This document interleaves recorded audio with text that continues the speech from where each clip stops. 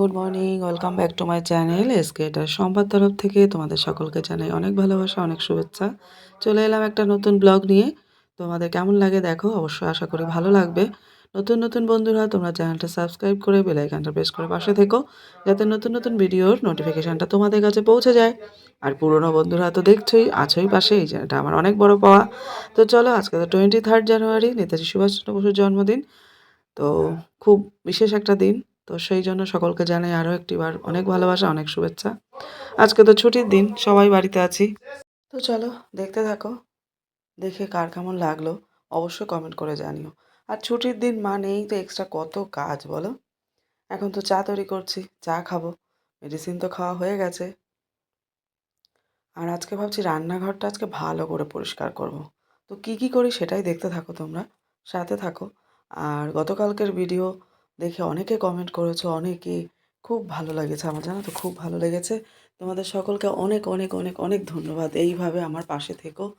আর আস্তে আস্তে লাইভও করার চেষ্টা করছি সকালবেলা করে, কিন্তু বেশি টাইমের জন্য পারছি না, জানো তো। কারণ বুঝতেই তো পারছো, সকালবেলা একটা বাচ্চা স্কুলে বেরোয়, তাকে রেডি করা আর যাবতীয় কাজ সকালবেলা আমাকে রেডি করে বেরিয়ে যেতে হয়, যার জন্য একটু চাপের হয়ে যাচ্ছে। কিন্তু দেখছি যে না করলে কিছুই হবে না, কারণ আমার চ্যানেলটা এখনও অনেক ছোটই আছে। তোমাদের সাপোর্ট খুব দরকার, খুব দরকার। তোমরা খুব সাপোর্ট করো, তা না হলে আমি এগোতে পারবো না। তোমাদের সাপোর্ট, তোমাদের ভালোবাসা অবশ্যই দরকার, যেটা আমি বুঝতে পারলাম। তো চলো, এইভাবে ভালোবাসা দিয়ে যাও। আমরা বসে গেলাম সকালবেলার চা খেতে। দুজনে বসে একটু টাইম একসাথে কাটাই, এই সকালের চা খাওয়ার টাইম। একটা এখন ছাড়িয়ে দেবো অভিভাবক, আর একটা এখন ছাড়াবো না, এটা থাকবে, পরে খাবে। আজকালই আলুটা কেটে নিয়েছি, জলে ধুয়ে রেখে দিলাম সারিতে, জল ঝরুক। আর এই বাসনগুলো ধুতে হবে সকালের টিফিনের। দেখো কি ঘন কুয়াশা পড়ছে, এখনও বেলা 9টার বেশি বাজে। এই জামা কাপড়গুলো নেড়ে দিয়ে আসি ছাদে, ওয়েদার তো, জল তো ঝরুক, রোদ বেলায় উঠলে শুকাবে।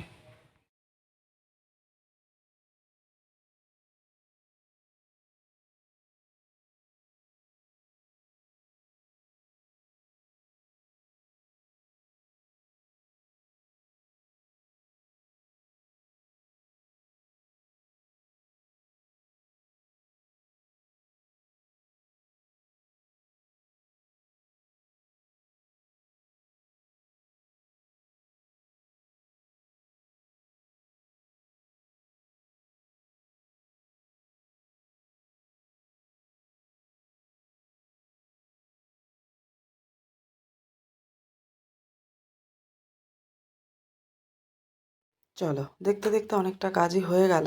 জামা কাপড়গুলো নাড়া হয়ে গেল। রোদ একদমই নেই আজকে, ভীষণ মেঘলা আকাশ, ঘন কুয়াশা। দেখতেই পারছো আকাশটা যেমন বৃষ্টি নামবে নামবে এমন একটা অবস্থা। কিন্তু জলটা ঝরে যাক, তাতে করে কি হবে, ঘরে আমি পরে বারান্দায় দিতে পারবো। কিন্তু এখন বারান্দাতেও না দেওয়ার জায়গা নেই, এমন অবস্থা। বড়দিন যাওয়ার পরে পরে দড়িগুলো যে খুলেছি সব, যদিও ওগুলো টেম্পোরারি সব, যখন লাগে তখন রাখি, আবার খুলে ফেলি। তো যাই হোক, এখানে জল ঝরে যাক, জল ঝরে গিয়ে কিছুটা হাওয়ায় হাওয়ায় শুকাক যতটা হয়। কারণ কি, এগুলো না ধুলে নয়, রেগুলার সবাই বেরোনো না।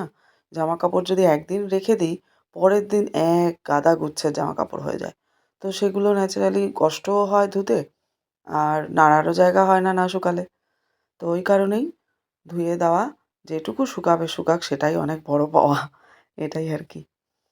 তো যাই হোক, এবার রান্নাবান্নার ব্যবস্থা করতে হবে। আজকে রান্নাবান্নাটা ভাবছি খুবই হালকা করে করব, অল্প কিছু। কারণ রান্নাঘরটা আজকে আমাকে গ্যাসের স্ল্যাব ওগুলো পরিষ্কার করতে হবে। বুঝতেই পারো রেগুলার যেহেতু বেরোনো থাকে, সেই হারে তো পরিষ্কার পরিচ্ছন্ন করা হয়ে ওঠে না সময়ের জন্য। যেটা না করলে নয় আমি সেটা করি। ব্যস্ততার সময় যে আজকে এটা করলে না করলেও চলবে, আজকে এই যেটা আগে লাগে সেটা আমি আগে করি বরাবরই। কারণ যেটা আমার দুদিন পরে করলেও চলবে, সেটা দুদিন পরেই করি। এরকমভাবে নিজে বুঝে শুনে নিজের সংসারটাকে পরিচালনা করতে হয়, তাই না? কারণ এখন তো আমাকে বলে দেওয়ার কেউ নেই, শাশুড়ি মা নেই। আমাকেই আমার সংসার গুছিয়ে মানে সাজিয়ে গুছিয়ে নিয়ে রাখতে হয়। সেখানে নিজের সুস্থতা অসুস্থতা সেটাও দেখতে হয়, বাচ্চার সুবিধা অসুবিধা, দাদাভাই, ৩ জনেই পরিবার এখন এখানে।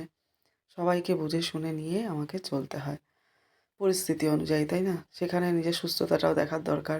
চলে এলাম রান্নাবান্না করে নিয়ে, মাঝখানে রান্নাবান্নাটা তোমাদের সাথে আর শেয়ার করলাম না।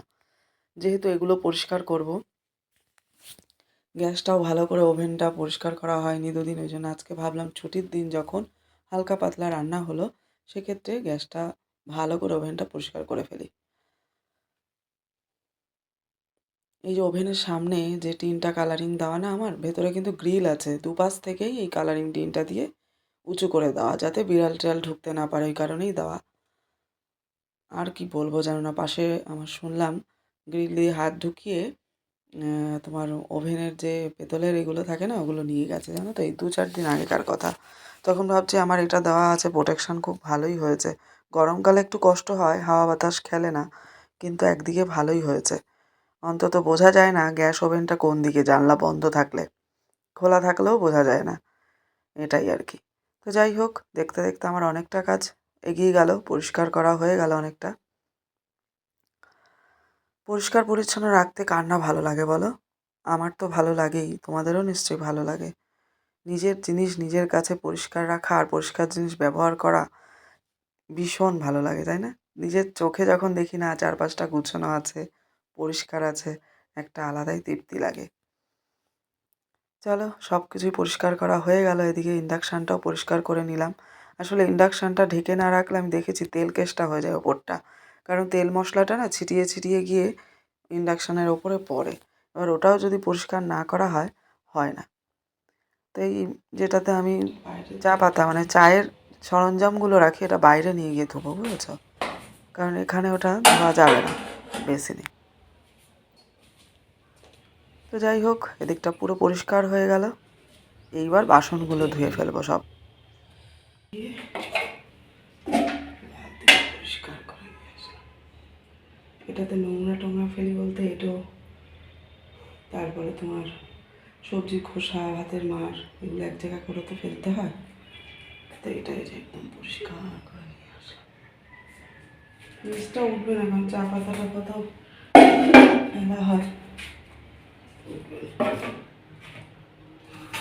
চলো, বাইরের কলে গিয়ে এই যে ওটার কসবাইট আলাদা, বালতির এইটার আলাদা।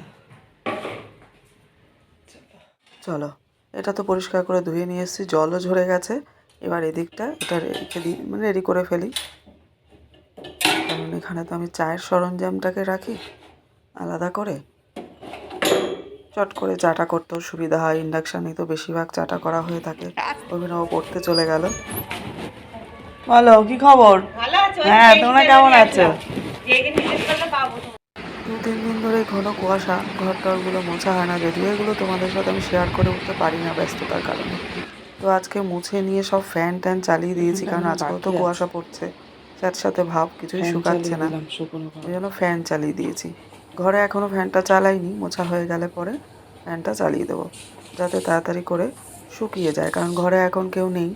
অভিনব পড়তে বেরিয়ে গেল, দাদাভাইও এখনও আসেনি, আমি একাই আছি।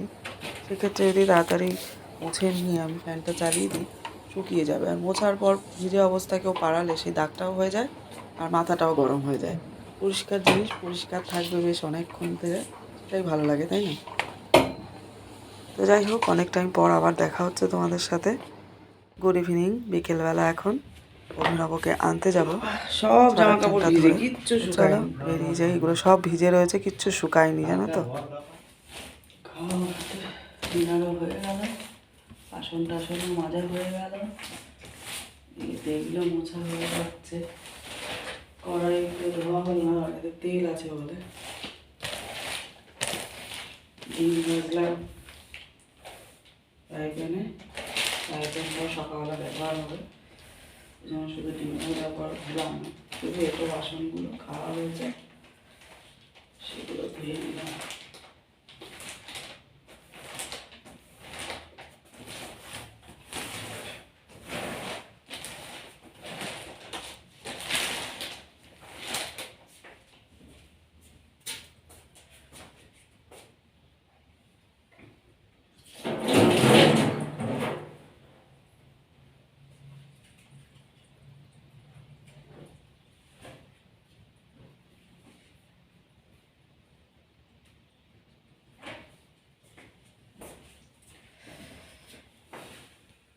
টাটা, ভালো থেকো, সুস্থ থেকো, দেখা হচ্ছে নতুন একটা ভিডিওর সাথে। ততক্ষণ সবাইকে শুভরাত্রি।